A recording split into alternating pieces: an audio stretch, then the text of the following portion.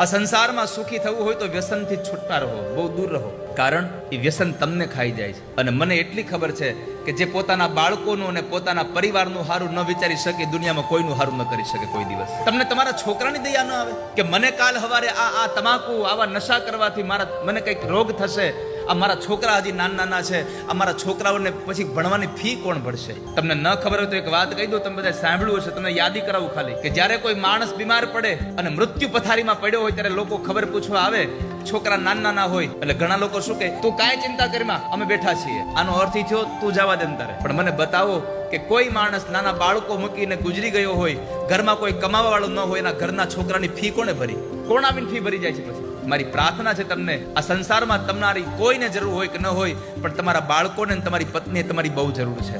યુવાનોને મારી પ્રાર્થના એટલી છે કે જે સ્ત્રી તમારા ભરોસે પોતાના જન્મ દેનાર મા બાપને છોડી અને તમારા ઘરમાં આવી છે, એ ઘરમાં આવેલી સ્ત્રીનો તો વિચાર કરજો, એના માટેથી તમે વ્યસન ન કરશો. મારી પ્રાર્થના છે તમને, તમારા બાળક માટે એટલું તો બચાવીને રાખો. એટલે તમને મારી પ્રાર્થના કરું છું કે વ્યસનથી દૂર રહેજો. બસ વ્યસન